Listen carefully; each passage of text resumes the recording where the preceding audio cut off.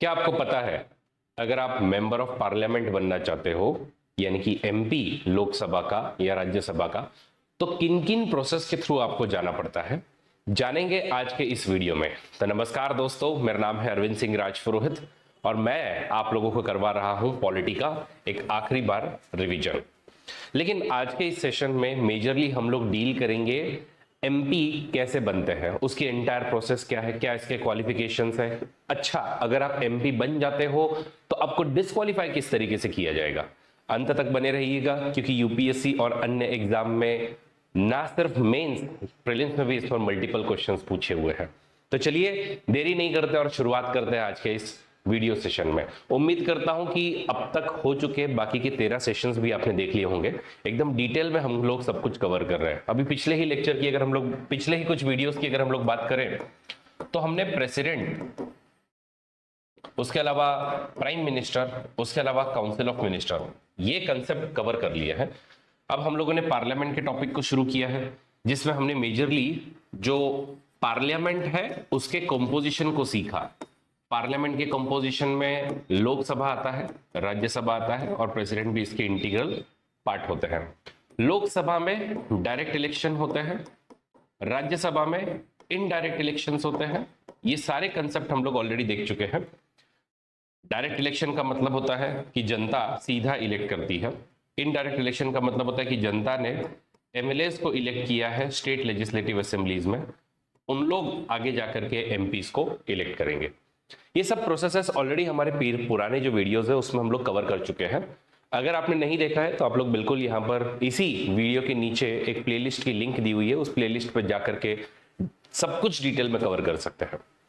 आज हम, अब ये तो हमने सीख लिया लोकसभा कैसी है, राज्यसभा कैसी है, लेकिन आज इसके अंदर में जो बनने वाले एमपी हैं इनके बारे में जान करके लेंगे। तो सबसे पहले ऑब्वियस सी बात आती है कि क्वालिफिकेशन के क्या क्राइटेरियाज होते हैं। आप अगर एमपी बनना चाहते हो, क्या आपके अंदर में खूबियां होनी चाहिए। खूबियों में सबसे पहली खूबी आती है that you must be citizen of India. Simple. तो आर्टिकल नंबर 84 क्वालिफिकेशन के बारे में दो जगह बात होती है। एक संविधान में यानी कि कॉन्स्टिट्यूशन में, कॉन्स्टिट्यूशन का आर्टिकल नंबर 84। अब कभी कभी कोई कोई एग्जाम पूछ लेती है कि भाई कौन से आर्टिकल के अंदर में क्वालिफिकेशंस बताए हुए हैं, तो आर्टिकल नंबर 84।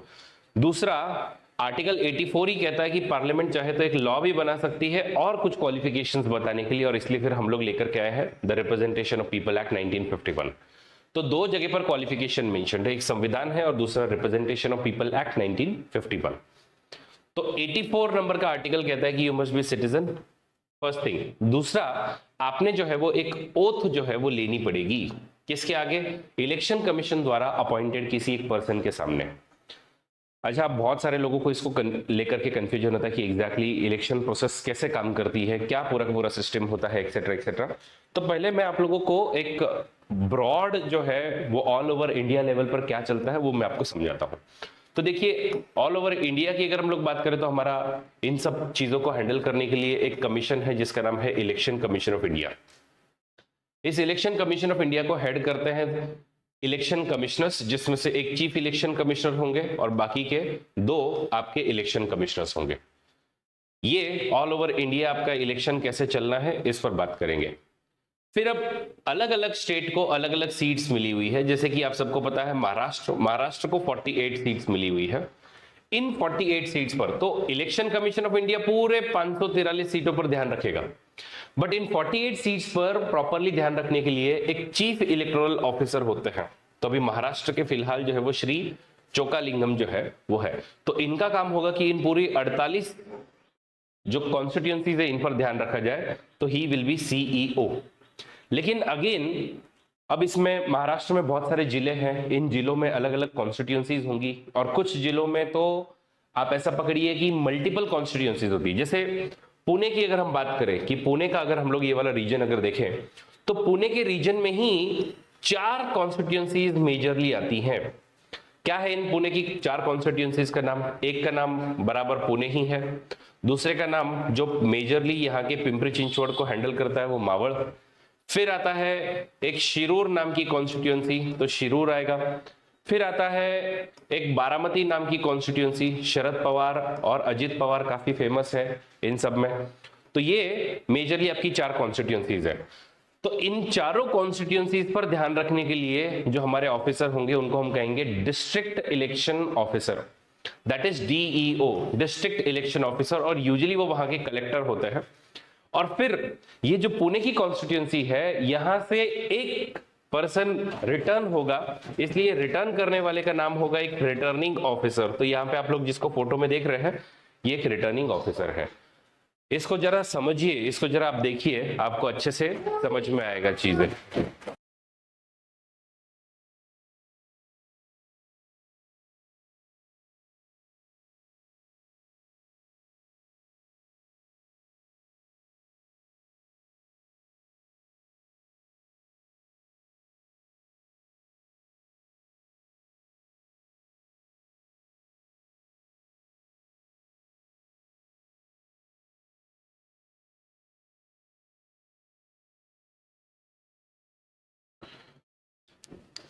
तो मैं आपको क्या समझा रहा हूं? मैं आपको समझा रहा हूं election commission of India state के लिए चीफ इलेक्टोरल ऑफिसर होंगे, सीईओ होंगे, डिस्ट्रिक्ट के लिए डीईओ होंगे, और एक कॉन्स्टिट्यूंसी से एक कैंडिडेट को रिटर्न करने के लिए रिटर्निंग ऑफिसर होंगे। मतलब इन डिस्ट्रिक्ट इलेक्शन ऑफिसर के अंडर में 4 आरओ यानी कि रिटर्निंग ऑफिसर्स होंगे।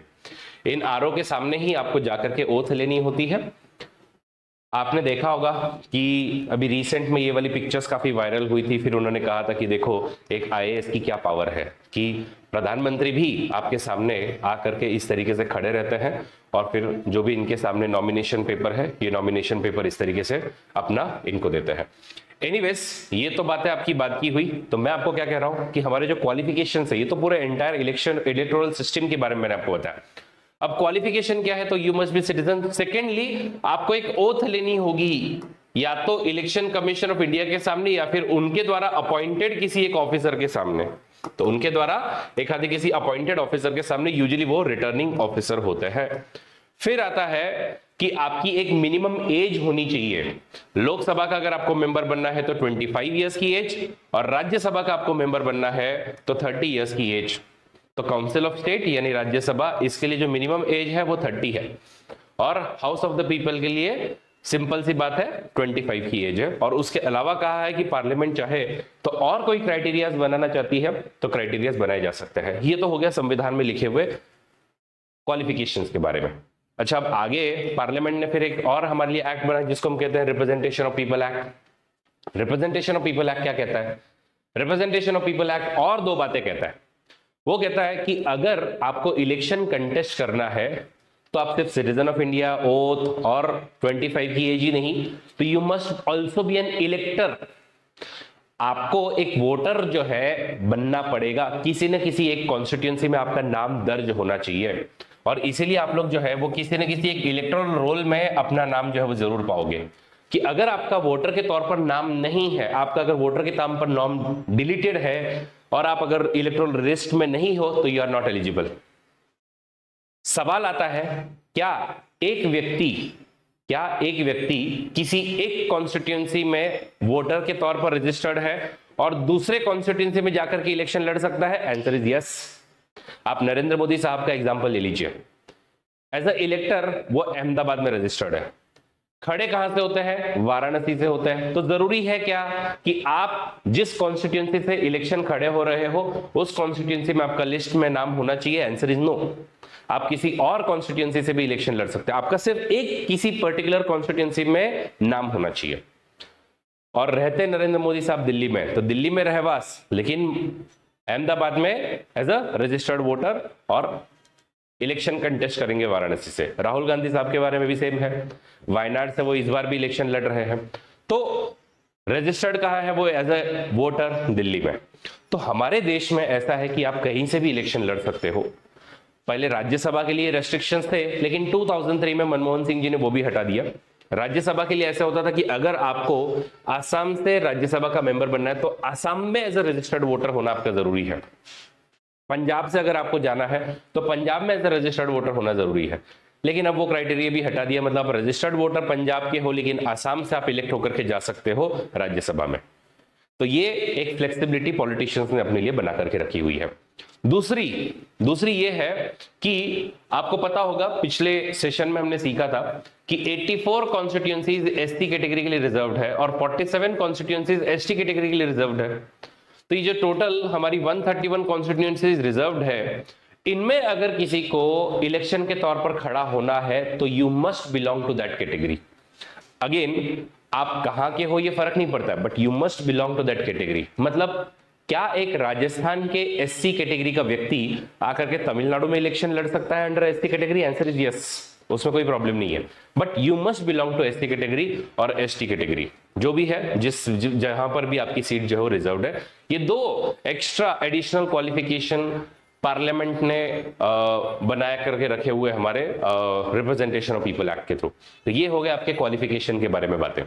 अच्छा, अब ये जब आप लोग नॉमिनेशन जब फाइल करते हो तो ये नॉमिनेशन फाइल करते समय में यहाँ पे आप देख रहे हो कि ये कैंडिडेट जो है वो जाकर के रिटर्निंग ऑफिसर को यहाँ पर दे रहे हैं। ये नॉमिनेशन फाइल कैसे होता है, एग्जैक्टली क्या होता है इसमें? तो इसमें ना आपको एक दो चीजें जो है वो पता होनी चाहिए। एक होता है पॉलिटिकल पार्टीज के भी टाइप होता है सर, पॉलिटिकल पार्टी के टाइप होते हैं।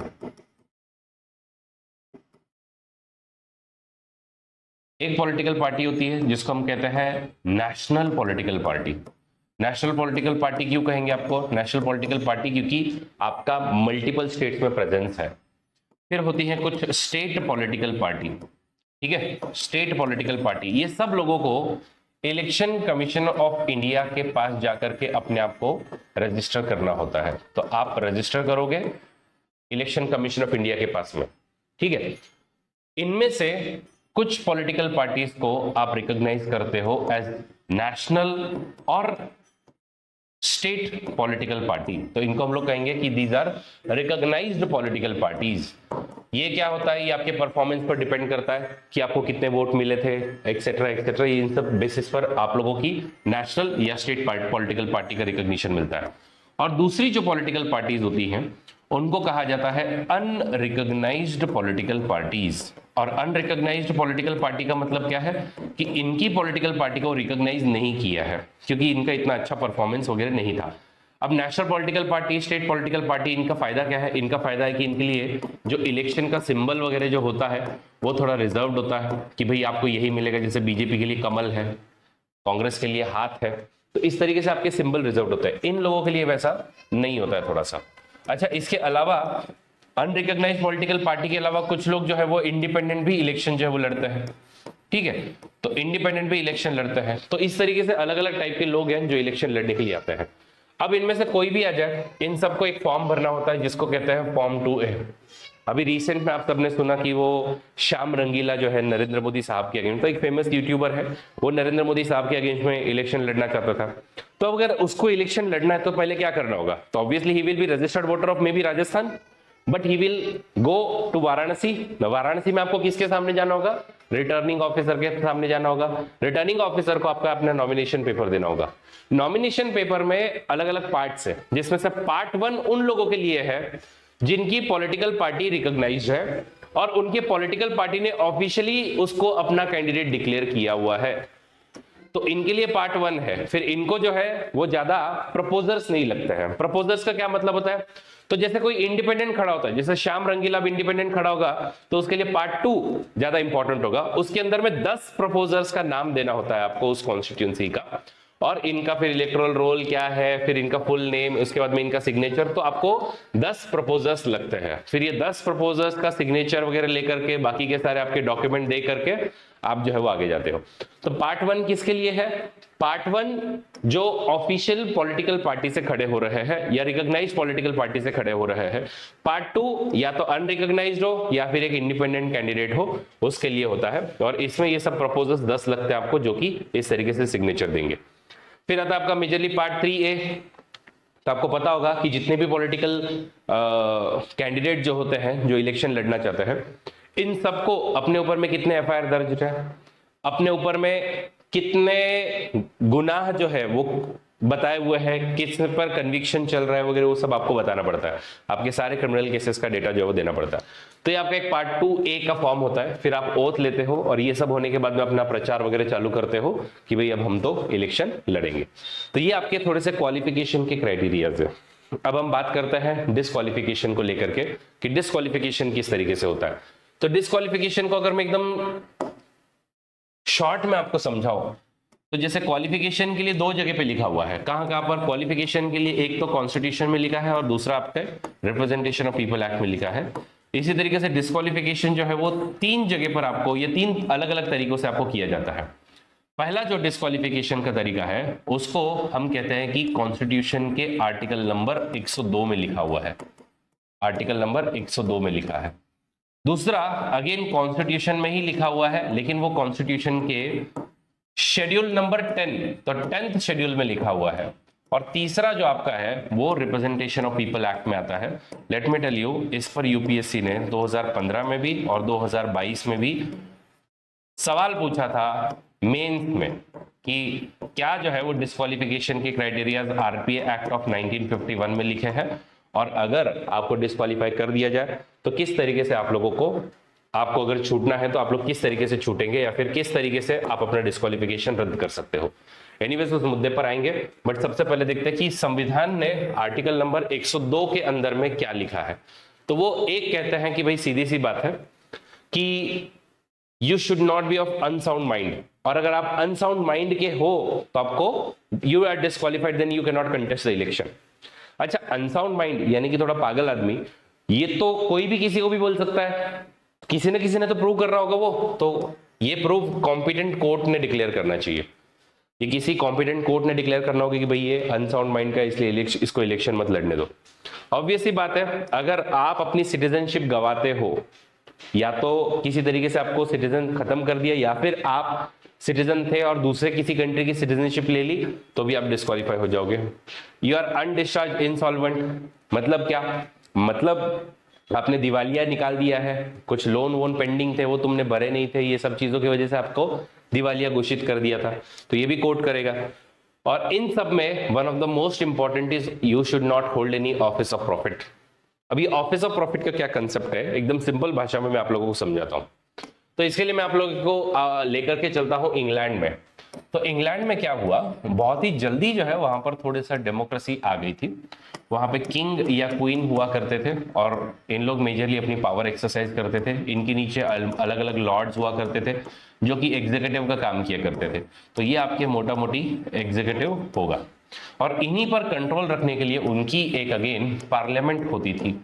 इस पार्लियामेंट में मेजरली लोगों द्वारा इलेक्टेड, तो यहाँ की जो जनता है, ये जनता ने इलेक्ट करके यहाँ पर लोग जो है भेजे थे। और इस पार्लियामेंट का काम था मेजरली खास करके कितना टैक्स लगाने वो बताना, और मेजरली क्या लॉज बनाने वो बताना, और खास करके इसके ऊपर में अकाउंटेबिलिटी रखने का काम मेजरली होता था। बट अब होता क्या है, किंग जो है वो थोड़ा सा डेढ़ शाहाना होता है। वो सोचता है क्यों ना मैं अपने इन एग्जीक्यूटिव के मेंबर्स जो है इनको कहूं कि भाई तू भी जा और तू भी यहाँ पर इलेक्शन लड़, और अगर तू इलेक्शन लड़ करके आएगा तो मेरी यहाँ पर मेजॉरिटी आ जाएगी, और उसके बाद में मुझे जैसे लॉस बनाने वैसे मैं बना लूंगा। और ऐसा कुछ होते हुए दिखाई भी दिया। तो उस समय में फिर यहाँ की पार्लियामेंट ने एक लॉ बना दिया। इन्होंने कहा कि ये लोग जो है they hold some office of profit. अच्छे से समझिएगा क्या कह रहा है कि they are holding some office of profit, और ये एग्जीक्यूटिव के अंडर में काम कर रहा है, तो they will not be allowed to contest election. Simple सी भाषा में उनको इलेक्शन कंटेस्ट हम लोग नहीं करने दे सकते हैं, वरना फिर क्या होगा, वरना यहीं पर सारे किंग के ही लोग बैठे होंगे और फिर इन लोग अपने हिसाब से ही लॉ बनाएंगे, और फिर वो जो सेपरेशन ऑफ पावर है उसकी तो धज्जियां उड़ गई।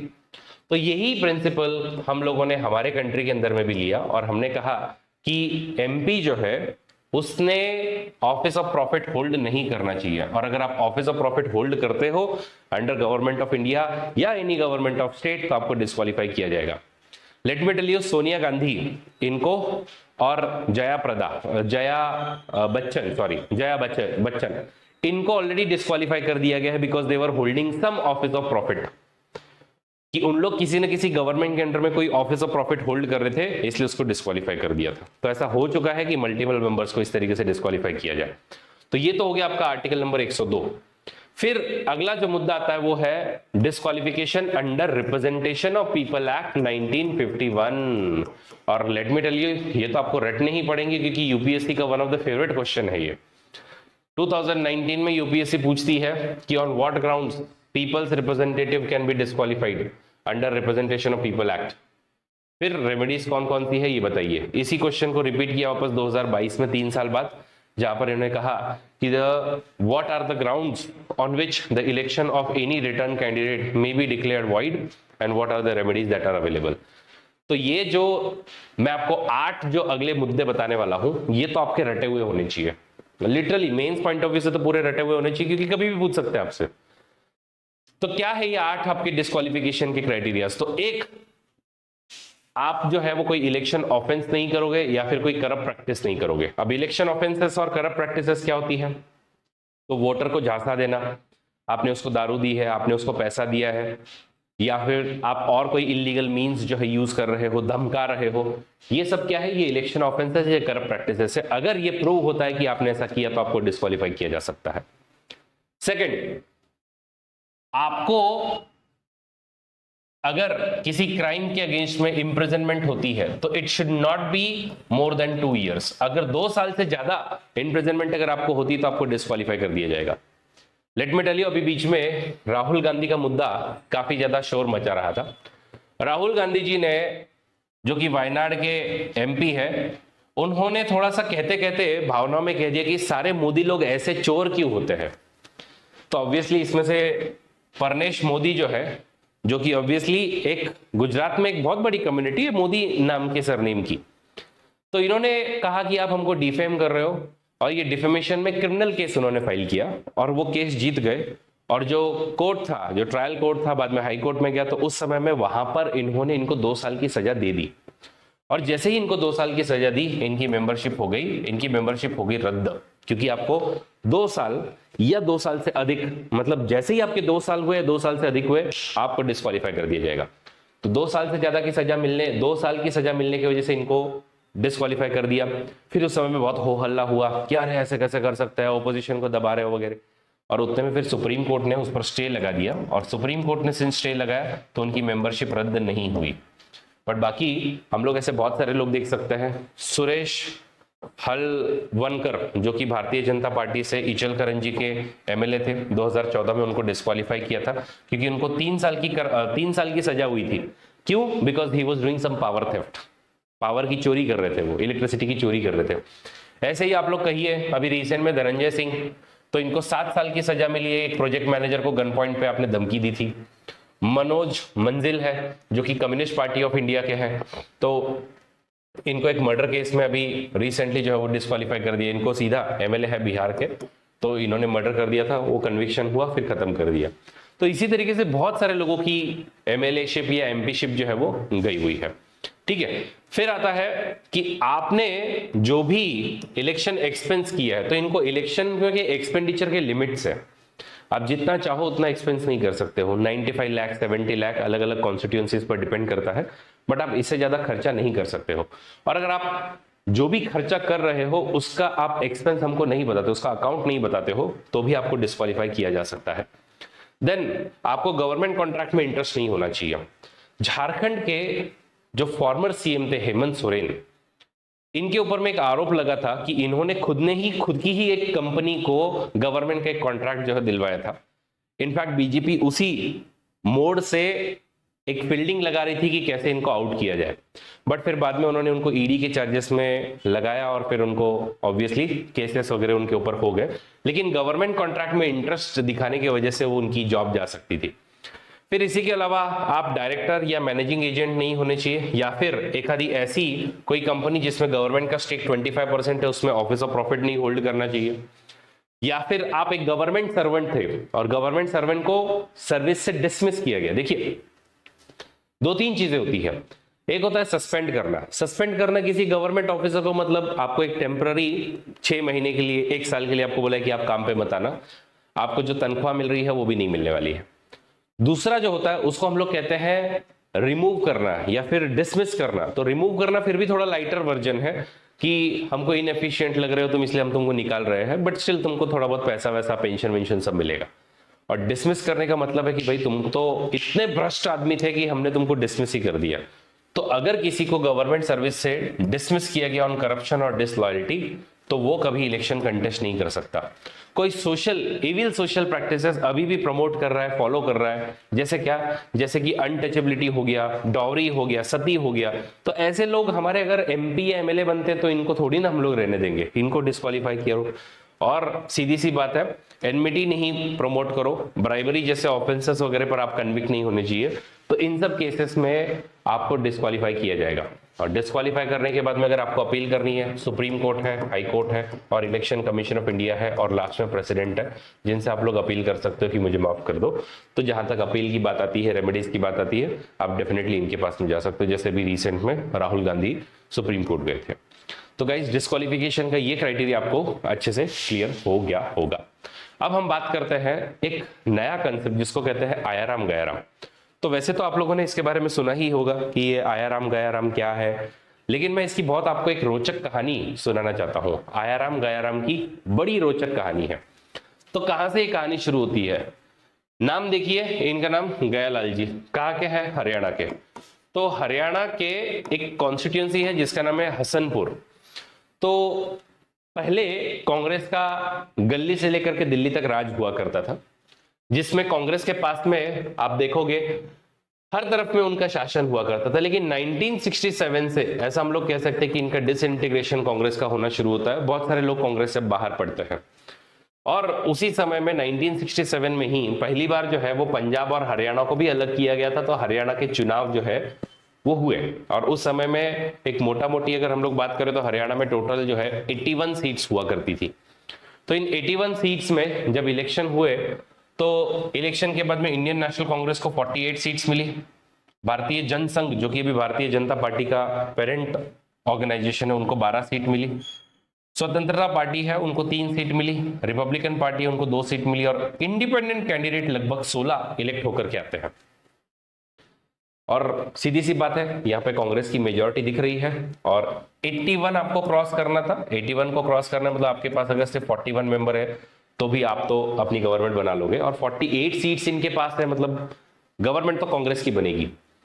तो भगवंत दयाल शर्मा मार्च 10, 1967 को एज अ मुख्यमंत्री शपथ लेते हैं कि मैं हरियाणा का पहला चीफ मिनिस्टर वगैरह बनूंगा, एक्सेट्रा एक्सेट्रा। और उसी पीरियड में 1967 में गयालाल जी जो है वो as a independent candidate elect होकर के आए थे। कहां से? हसनपुर कॉन्स्टिट्यूंसी से, जो कि शेड्यूल्ड कास्ट के लिए रिजर्व थी, तो वहां से जीत करके आए। तो भगवंत दयाल शर्मा पहले चीफ मिनिस्टर बनते हैं, लेकिन इनके ही अगेंस्ट में राव बीरेंद्र सिंह जो है वो बगावत करते हैं। ये कहता है कि नहीं नहीं, हम इनको नहीं रहने देंगे, मुझे बनना था। तो कांग्रेस में यहाँ पर फूट पड़ जाती है और ये 12 कांग्रेस के एमएलएस को लेकर के बाहर पड़ते हैं।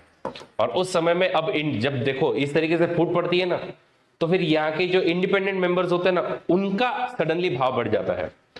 तो यहां पर भाव बढ़ गया सडनली गयालाल जी का।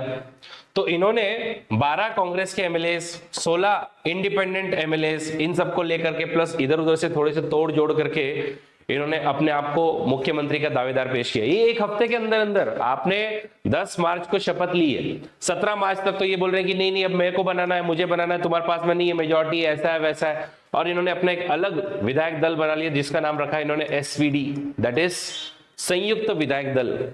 और ये संयुक्त विधायक दल मोटा मोटी अगेन अपनी पूरी गठजोड़ कर करके 48 के नंबर का आंकड़ा इन लोग भी पार करते हैं और राव बीरेंद्र सिंह चीफ मिनिस्टर के तौर पर शपथ लेते हैं। कब? बराबर एक लगभग 14 दिनों के अंदर में, मार्च 24, 1967 में। और ये जब इलेक्शन, ये जब इन्होंने अपनी शपथ ले ली तो शपथ लेने के बाद में ऑब्वियसली भगवंत दयाल शर्मा वापस से इनको मनाते हैं। तो अब इन इंडिपेंडेंट को वापस मनाने की कोशिश की जाएगी। तो उसमें गयालाल जी जो है वो पहले तो इंडिपेंडेंट इलेक्ट होकर के आए थे, बट इंडिपेंडेंट इलेक्ट होकर के आए तो उन्होंने बाद में फिर कांग्रेस को ज्वाइन कर लिया कि नहीं नहीं मैं तो कांग्रेस का पार्ट बनूंगा। फिर कांग्रेस ज्वाइन कर ली। तो अब देखिए 1 महीने के अंदर अंदर क्या हो रहा है। तो पहले इंडिपेंडेंट है, इंडिपेंडेंट से उन्होंने कांग्रेस ज्वाइन कर ली और कांग्रेस से उन्होंने 1 हफ्ते के अंदर अंदर एसवीडी ज्वाइन कर ली, मतलब ये जो संयुक्त विधायक दल है इसको ज्वाइन कर लिया। अच्छा, अब इसी के अंदर में 9 घंटों के अंदर अंदर भगवंत दयाल शर्मा इनको बुलाते कि नहीं तू मेरे पास आ जा। तो वापस से एसवीडी से ये भगवंत दयाल शर्मा की कांग्रेस में जाते हैं। लेकिन फिर उतने में राव बीरेंद्र सिंह इनको बोलते नहीं तू मेरे पास आ वापस से। तो ये वापस से एसवीडी में आते हैं और इस तरीके से इनकी गवर्नमेंट जो है वो बच जाती। तो पार्टी जो है उन्होंने लगभग 9 घंटे के अंदर में 3 बार इन्होंने पार्टी जो है चेंज की, कि पहले कांग्रेस टू एसवीडी गए, फिर एसवीडी टू कांग्रेस गए और फिर वापस कांग्रेस टू एसवीडी गए। तो ये 3 बार पार्टी इन्होंने चेंज की। और फिर उस समय में राव बीरेंद्र सिंह एक फेमस चंडीगढ़ में कॉन्फ्रेंस करते हैं, प्रेस कॉन्फ्रेंस करते हैं, और उसमें वो कहते हैं कि गयाराम इज नाउ आयाराम, कि गयाराम जो है वो अब आयाराम बन चुके हैं। और वहीं से पॉलिटिक्स की ये बात शुरू होती है, आयाराम गयाराम, आयाराम और गयाराम। तो ये वाली बात शुरू होती है। आई होप आप लोगों को आयाराम गयाराम की हिस्ट्री पूरी की पूरी अच्छे से समझ में आ गई होगी। एनीवेज, इससे परेशान होकर के राजीव गांधी गवर्नमेंट जब 400 से भी ज्यादा अपनी सीटें लेकर के आती है, तो अब देखिए यहां पर भी मेजोरिटी तो कांग्रेस के पास में थी ही ना, 48 सीट्स थी, लेकिन खुद के ही लोग तोड़ करके अलग पार्टी बना सकते हैं और तुम्हारी बैंड बजा सकते हैं। तो जब राजीव गांधी अपनी गवर्नमेंट बनाते हैं तो अभी तक उनको ज्यादा एक्सपीरियंस नहीं था, वो बोले यार गड़बड़ हो जाएगी, तो उन्होंने एक 52nd कॉन्स्टिट्यूशनल अमेंडमेंट एक्ट लाया इन 1985, जिसमें उन्होंने एक शेड्यूल नंबर 10 लाया, शेड्यूल नंबर 10 लाया। और ये शेड्यूल नंबर 10 के अंदर में 4 डिस्क्वालिफिकेशन के ग्राउंड्स लिखे हैं, जो मैंने इसके पहले भी जिक्र किए हुए हैं, वही आपको बताता हूं। तो पहला इन्होंने कहा कि अगर आप वॉलंटरली अपनी पॉलिटिकल पार्टी से रेजिग्नेशन देते हो, ठीक है, आप अगर अपने पॉलिटिकल पार्टी से, जिस पॉलिटिकल पार्टी से तुम इलेक्ट होकर के आए हो, उससे अगर तुम रेजिग्नेशन देते हो, तुमको डिस्क्वालीफाई कर दिया जाएगा। फिर अगर आपको जो है वो, तो एक वॉलंटियरली आप लोग मेंबरशिप जो है वो गिव अप कर रहे हो। दूसरा, यहां पे मैंने थोड़ा लिखते समय में गलत लिखा है, दूसरा है कि आपको आपके पॉलिटिकल पार्टी ने डायरेक्शन दी थी कि आपको इस तरीके से वोट करना है, और उस डायरेक्शन को आप फॉलो नहीं करते हो। आपको बोला था कि इसके पक्ष में वोट कीजिएगा, इसके विपक्ष में वोट कीजिएगा, आप सुनते नहीं हो, आप अपनी मनमर्जी चलाते हो, आपको डिस्क्वालीफाई कर देंगे। फिर अगला जो आता है वो है कि एक इंडिपेंडेंटली जो इलेक्टेड आपका मेंबर है, तो जैसे यहां पर गयालाल जी इंडिपेंडेंट थे बट उन्होंने कांग्रेस ज्वाइन की, तो इंडिपेंडेंट मेंबर्स को अब से कोई पॉलिटिकल पार्टी ज्वाइन करना अलाउड नहीं है। और अगर कोई इंडिपेंडेंटली इलेक्टेड एमएलए या एमपी कोई पॉलिटिकल पार्टी ज्वाइन करता है तो उसको डिस्क्वालीफाई कर देंगे। अगला आता है नॉमिनेटेड मेंबर। तो आप सबको पता होगा राज्यसभा में अभी हमारे पास में 12 नॉमिनेटेड मेंबर्स है। इनको अगर कोई पॉलिटिकल पार्टी ज्वाइन करनी तो 6 महीने के अंदर में ज्वाइन करो, और 6 महीने के बाद में अगर आप किसी पॉलिटिकल पार्टी को ज्वाइन करते हो तो आपको डिस्क्वालीफाई कर दिया जाएगा, सीधी सी बात है। तो ये इनका डिस्क्वालिफिकेशन के तरीके हैं। तो गाइज, हम लोगों ने सीखे डिस्क्वालिफिकेशन के तरीके, और डिस्क्वालिफिकेशन के हम लोगों ने 3 तरीके देखे मेजरली। कौन कौन से? कुछ जो मेंशन्ड है हमारे कॉन्स्टिट्यूशन के आर्टिकल नंबर 102 में, कुछ जो हमारे कॉन्स्टिट्यूशन के आर्टिकल नंबर हमारे शेड्यूल नंबर 10 में मेंशन्ड है, और कुछ हमने देखे रिप्रेजेंटेशन ऑफ पीपल एक्ट 1951 के अंदर के। अब देखो, इनमें आप डिस्क्वालीफाई होंगे या नहीं होंगे, इसकी फाइनल डिसीजन कौन लेगा, फाइनल जजमेंट कौन लेगा? तो ये जो 2 केसेस हैं, मतलब कॉन्स्टिट्यूशन के आर्टिकल 102 के अंदर के जो 3-4 डिस्क्वालिफिकेशन के क्राइटेरिया की ऑफिस ऑफ प्रॉफिट होल्ड नहीं करना, अनडिस्चार्ज इंसॉल्वेंट नहीं होने चाहिए, अनसाउंड माइंड के नहीं होने चाहिए, सिटीजनशिप नहीं छोड़नी चाहिए, वो हो गया, या रिप्रेजेंटेशन ऑफ पीपल के 8 क्राइटेरियाज हो गए। इन केसेस में president is the final authority जो कि आपको डिस्क्वालीफाई करेंगे, और स्टेट के केस में इट विल बी गवर्नर, तो गवर्नर जो है वो फाइनल अथॉरिटी लेंगे। बट इसमें इलेक्शन कमीशन ऑफ इंडिया की हेल्प आपको जरूर लेनी होगी। इलेक्शन कमीशन ऑफ इंडिया आपको रिकमेंड करेगा कि क्या करना है क्या नहीं करना है। But when it comes to schedule number 10, schedule number 10 के अंदर में प्रेसिडेंट का कोई रोल नहीं है, इलेक्शन कमीशन ऑफ इंडिया का कोई रोल नहीं है। It is always the presiding officer, यानी कि लोकसभा में it is the speaker who will take decision whether you are disqualified or not, and in Rajya Sabha it is the chairman who will decide whether you are disqualified or not. तो आप लोग 2 अलग अलग इन चीजों को समझिएगा। Constitution के 102 और रिप्रेजेंटेशन ऑफ पीपल 1951 के अंडर में प्रेसिडेंट डिसाइड करेंगे, और एंटी डिफेक्शन के अंडर में it is the presiding officer, and same goes to state also. अगर स्टेट गवर्नमेंट की मैं बात करूं तो उसमें भी ऐसा ही होगा। वहां के जो स्पीकर होंगे स्टेट लेजिस्लेटिव असेंबली के, उनके पास में ये वाली डिसीजन होगी। जैसे अभी आप लोगों ने महाराष्ट्र के केस में सुना होगा कि महाराष्ट्र के जो नार्वेकर जो वहां के स्पीकर है, उनके पास में ये डिसीजन देने के लिए इनको कहा कि आप बताओ डिस्क्वालीफाई करना है नहीं करना है। तो बस यही बात जो है मैं आपको बताना चाहता हूँ, और यही यहाँ पर लिखा हुआ है कि जो भी आपका शेड्यूल नंबर 10 के अंदर में डिस्क्वालिफिकेशन होगा उसमें chairman in Rajya Sabha and Lok Sabha में speaker will be the ultimate person who will take decision on this behalf. तो आई होप आपको ये समझ में आ गया होगा। चलिए एक पीवाईक्यू करते हैं 2020 का। आपके सामने स्क्रीन पर आपको एक पीवाईक्यू दिख रहा है, मुझे बताइए इसका उत्तर क्या होना चाहिए। तो सवाल है, according to the constitution of India a person who is eligible to vote can be made a minister in state for 6 months even if he or she is not member of the legislature of that state। और दूसरा representation of people act को लेकर के है। तो ये तो मैंने जस्ट आपको सिखाया है कि representation of people act 1951, a person convicted of a criminal offence sentence to imprisonment of 5 years।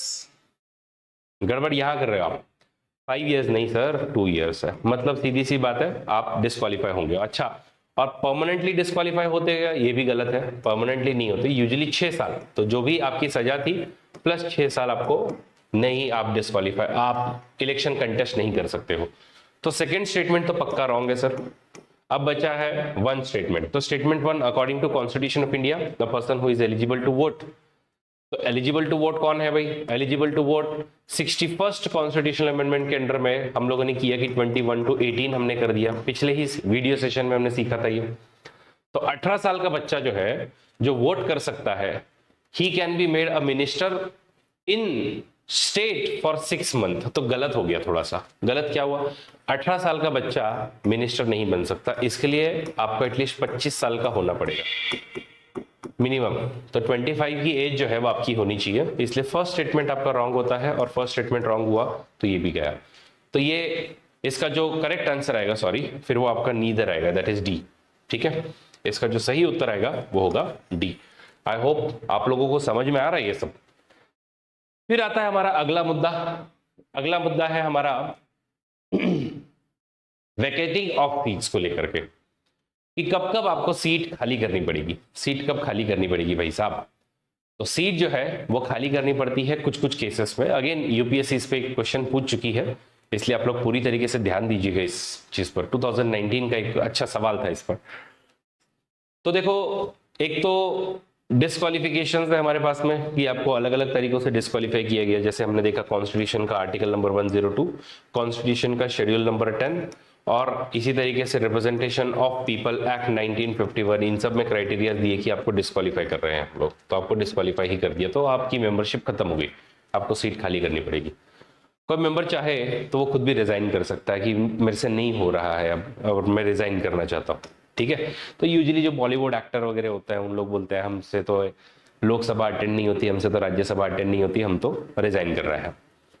फिर एब्सेंट, अगर आप एब्सेंट हो, कितना कंटिन्यूअसली आप एब्सेंट हो, लगभग 60 दिन तक विदाउट टेकिंग परमिशन, कि आप लोकसभा के मेंबर, आप राज्यसभा के मेंबर, आप जो है परमिशन ही नहीं ले रहे हो, और 60 दिन हो गए आपके असेंबली सत्र चल रहे हैं और या फिर आपका सेशन चल रहा है लेकिन तुम हो ही नहीं वहां पर, तो आपको डिस्क्वालीफाई कर देंगे। फिर आता है election is declared void by the court, कि कोर्ट जो है उन्होंने तुम्हारे, तो जैसे इंदिरा गांधी के केस में हुआ था, इंदिरा गांधी वर्सेस राजनारायण का केस आपको फेमसली पता होगा। इंदिरा गांधी के अगेंस्ट में हमेशा राजनारायण रायबरेली से इलेक्शन जो है वो लड़ते थे, और 1971 का इलेक्शन भी उन्होंने लड़ा। 1971 के इलेक्शन में उन्होंने बताया कि कैसे गवर्नमेंट मशीनरी को यूज किया गया इलेक्शन के प्रचार में, और भी बहुत सारे इलेक्शन के मॉडल कोड ऑफ कंडक्ट के वायलेशंस वगैरह थे। तो फिर कोर्ट जो है, तो वहां का जो इलाहाबाद हाई कोर्ट है, उन्होंने इनकी मेंबरशिप को खत्म कर दिया था। तो that is also possible. Expelled by the house, तो कभी कभी आपको एक्सपेल भी कर सकते हैं। महुआ मोइत्रा का एकदम फेमस केस है अभी का। महुआ मोइत्रा को अभी रिसेंटली निकाल दिया गया था लोकसभा से। क्यों निकाला गया था?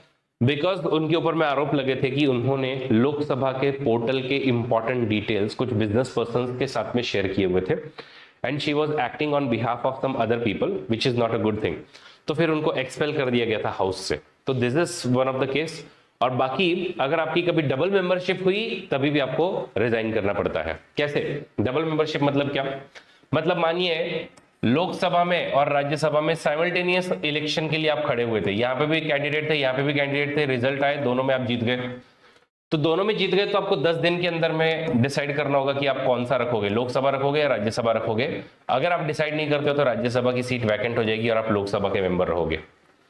अच्छा, अगर मान लीजिए आप लोकसभा के मेंबर थे और आप राज्यसभा में इलेक्ट हो जाते हो तो फिर यहाँ के मेंबर रहोगे, और अगर आप राज्यसभा के मेंबर थे और लोकसभा में इलेक्ट हो जाते हो तो फिर यहाँ के मेंबर होंगे। देखो फर्स्ट केस में और सेकंड केस में क्या फर्क है। फर्स्ट केस में आप साइमल्टेनियसली दोनों जगह जीत करके आए हो, और इसमें ऐसा नहीं, साइमल्टेनियसली नहीं, आप एक हाउस के सिटिंग मेंबर हो और फिर दूसरे हाउस में आप इलेक्ट होकर के आए हो। इसलिए फिर तीसरा जो आपका क्राइटेरिया है वो है कि आप 2 सीट में इलेक्ट होकर के आए एक साथ। तो मैं आपको बता देना चाहता हूं, लगभग 1998 के बाद से रिप्रेजेंटेशन ऑफ पीपल एक्ट में अमेंडमेंट की गई है, और उसके बाद से हम लोग सिर्फ 2 ही सीट्स पर लड़ सकते हैं। इसके पहले 4 सीट्स तक हुआ करती थी कि आप 4 सीट से इलेक्शन लड़ सकते हो। इसके पहले कुछ और भी अनलिमिटेड सीट से भी आप इलेक्शन जो है वो लड़ सकते थे। इनफैक्ट इंदिरा गांधी तो 3-3 सीट से इलेक्शन लड़ चुकी है, ऐसा भी हुआ है। फिर उसके बाद में आता है कि अगर मान लीजिए आप पार्लियामेंट के मेंबर थे और आप अगर एमएलए बन गए हो, तो जैसे योगी आदित्यनाथ जी की हम बात करें तो 2014 में ही बिकेम एमपी, पार्लियामेंट के मेंबर थे, बट फिर उनको मुख्यमंत्री बनाना था तो बाद में एमएलए के तौर पे इलेक्ट हो गए। तो जब एमएलए बन गए तो फिर 14 दिनों के अंदर अंदर आपकी सीट जो है वो पार्लियामेंट से ऑटोमेटिकली वैकेंट हो गई। तो ये कुछ आपके डबल मेंबरशिप के क्राइटेरियाज है जो आपको पता होने चाहिए। अच्छा, अब इन्हीं को लेकर के 2019 का एक सवाल है, जरा इसको सॉल्व करने की कोशिश करते हैं।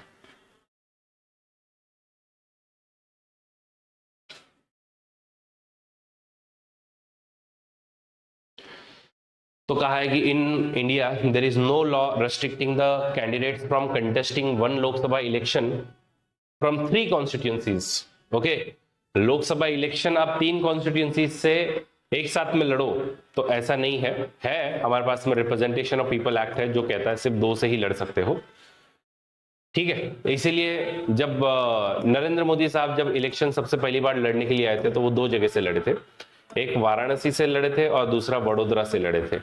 और अभी भी इस साल भी अगर हम लोग देख रहे हैं तो राहुल गांधी जी जो है वो 2 जगह से इलेक्शन लड़ रहे हैं, एक वायनाड से वो इलेक्शन लड़ रहे हैं और दूसरा he is contesting election from Raebareli. ठीक है, रायबरेली से, तो अमेठी से तो वो हार गए थे तो अब रायबरेली उन्होंने चूज किया है। तो 2 से आप लड़ सकते हो। तो फर्स्ट स्टेटमेंट आपका रॉन्ग हो गया, फर्स्ट स्टेटमेंट रॉन्ग हो गया, तो अब आपके पास में ऑप्शन बस यही बचे कि 2 and 3 and 2। तो अब देखो थोड़ा लॉजिक लगाएंगे तो अब इसका मतलब 2 तो पक्का सही हो गया है, तो 2 को तो अब पक्का सही ही पकड़ना है आपको।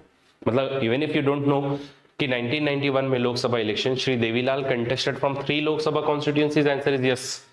क्योंकि ये लॉ जो है वो 1998 में चेंज हुए थे, तो 1991 में तो बिल्कुल आप लड़ सकते हो। इसके पहले आप 4-4 से लड़ सकते थे, तो उस समय में वो 3 से लड़े थे, बिल्कुल लड़े थे। तो सेकंड स्टेटमेंट हो गया आपका करेक्ट। अब बात आती है थर्ड स्टेटमेंट की कि थर्ड स्टेटमेंट को सही माने या नहीं।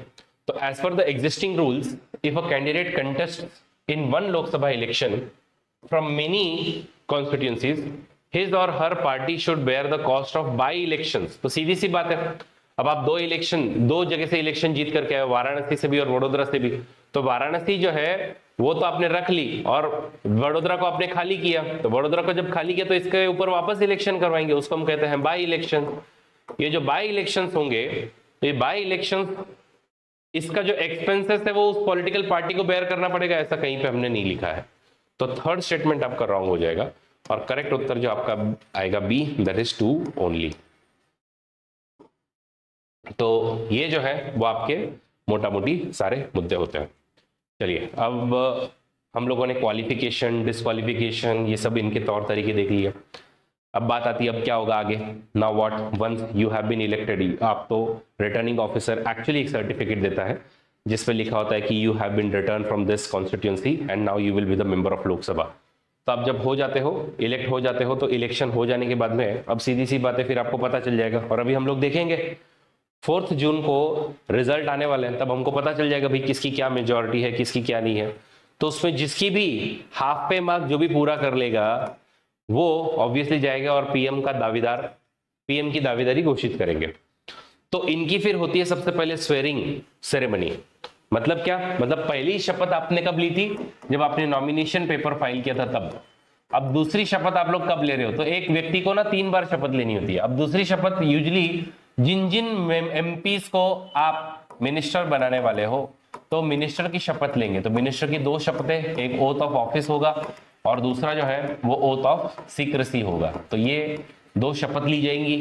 तो अब ये 2 शपथ लेने के लिए आपका वो शपथ समारोह इस बार, मतलब अभी ऐसा प्रेडिक्ट कर रहे हैं, ऐसा लोग कह रहे हैं कि 10 जून के दिन हम लोग शपथ समारोह रखेंगे। तो बीजेपी थोड़ा सा अभी इस वक्त ज्यादा कॉन्फिडेंट लग रही है, वो कह रहे हैं कि भाई हम लोग तो जीत जाएंगे, 10 तारीख को हम लोग शपथ लेंगे।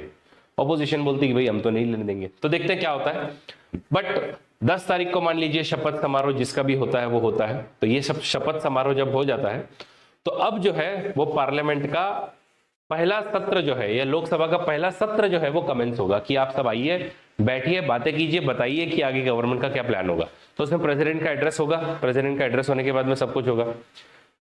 अब जब आप चाहते हो कि अब ये लोकसभा एकदम अच्छे से काम करे, लोकसभा काम करे, तो आपको इसमें स्पीकर को इलेक्ट भी करना होगा कि स्पीकर को हमको इलेक्ट करना है ताकि स्पीकर ये सब चलाए। लेकिन हमारे आर्टिकल नंबर 99 में एक बहुत क्रूशियल बात जो है वो लिखी हुई है, और वो ये लिखी हुई है कि जब तक आप शपथ नहीं लेते हो तब तक आप वोट नहीं कर सकते हो। सुनिएगा, जब तक आप शपथ नहीं लेते हो तब तक आप वोट नहीं कर सकते हो। तो भाई साहब फिर शुरू कैसे होगा, मतलब सत्र कैसे शुरू होगा, स्पीकर कैसे आएंगे?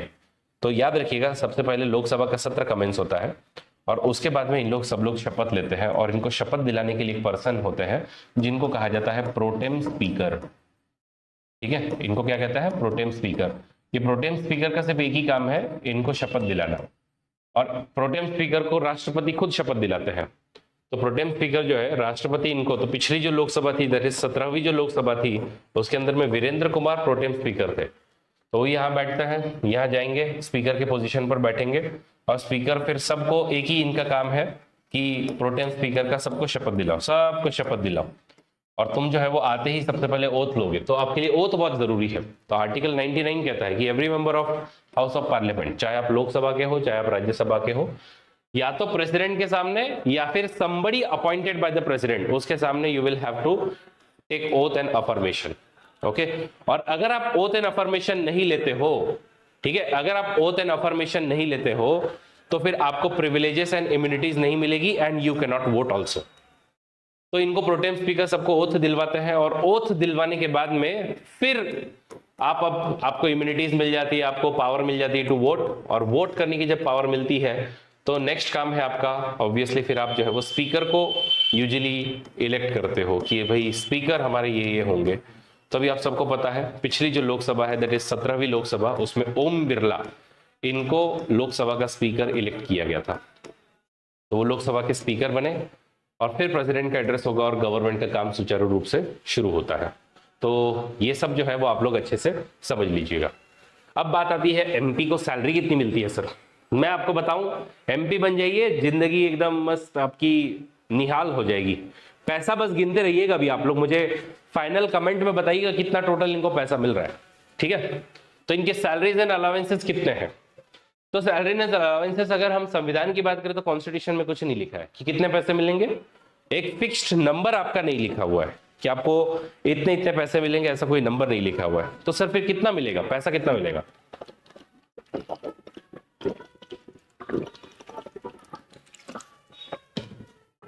तो पैसे में पार्लियामेंट ने एक एक्ट लाया, कब? 1954 में। 1954 का एक्ट ये कहता है भाई तुमको सैलरी, तो सैलरी तो जो तुम्हारी है नॉर्मल, उसके अलावा तुमको अलग अलग अलाउंसेस जिसको हम भत्ते कहते हैं वो, और तुम्हारी पेंशन। तो इसका एक एक्ट लेकर के आए एमपी के लिए 1954 में। ये एक्ट बताता है तुम्हारी सैलरी कितनी होगी।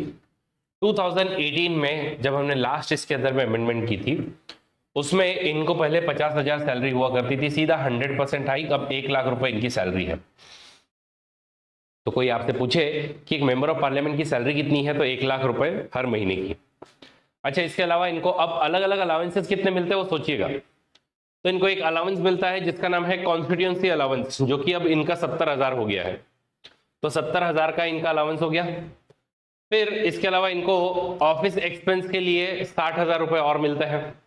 तो 60,000 रुपए तुम्हारी ये हो गए। मतलब देखिए आपकी सैलरी 1 लाख है, ठीक है, आपकी सैलरी जो है वो 1 लाख है, और तुमको लगभग 1,30,000 इसका तो आपको अलाउंस ही मिल गया भाई।